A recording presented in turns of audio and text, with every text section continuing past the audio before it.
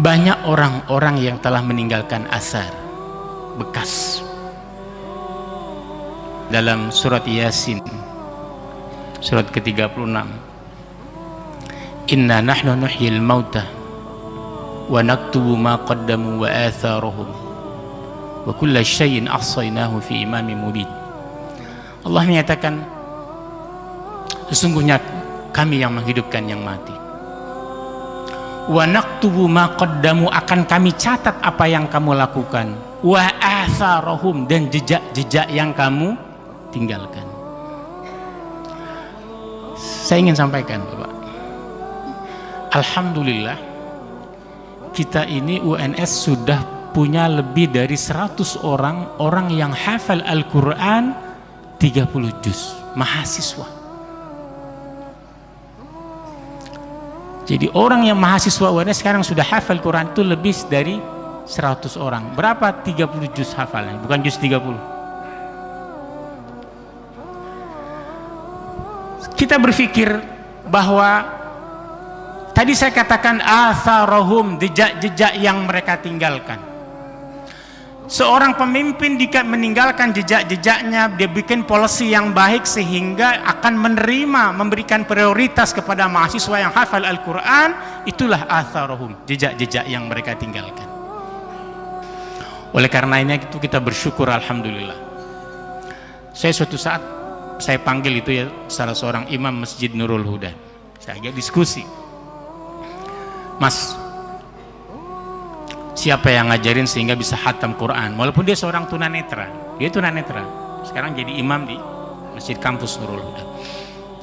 Dia tanya, dari mana bisa baca Quran, bisa hafal? Alhamdulillah kakek saya itu hafal 30 juz, gitu dia. Kemudian setelah kakeknya meninggal, yang ngajarkan bapak saya juga alhamdulillah hafal 30 juz. Jadi kira-kira Pak, ini sesungguhnya kebahagiaan yang hakiki. Kalau kita punya dzurriyyah, kita punya keturunan yang hafal Al-Quranul Karim. Alhamdulillah kita punya pondok pesantren Ishkarimah. Ya. Banyak sekarang pondok-pondok pesantren, ya, yang kemudian pada usia yang relatif muda, adik-adik kita sudah banyak yang menghafalkan Al-Quran. Sehingga kita berharap suatu saat dari orang yang hafal Quran tadi, dari 100 lebih mahasiswa UNS yang hafal Al-Quran, maka tidak mustahil suatu saat dia akan menjadi bupati Karanganyar. Betul Pak ya? Tidak mustahil dari 100 lebih yang hafal Quran 30 juz tadi, dia menjadi akan gubernur Jawa Tengah. Bahkan juga tidak mustahil suatu saat dia menjadi akan presiden Republik Indonesia. Itu yang kita harapkan. Imam Nawawi yang mengarang kitab Riyadhus Shalihin, yang usianya tidak lebih dari 45 tahun, yang sampai sekarang itu buku-bukunya dibaca di hampir semua pondok pesantren, dia telah meninggalkan jejak, itulah atharuhum. Pertanyaannya pada diri saya dan bagi jamaah sekalian, kira-kira atharuhum kita ini apa? Jejak itu apa? Apa yang telah kita tinggalkan sehingga suatu saat ketika kita sudah di alam barzah, sudah 2 kali 1 kita ini secara fisik ya, walaupun alamnya berbeda, secara fisik 2 kali 1, tapi amal kita masih terus mengalir di situ, pahala kita masih terus mengalir di sana.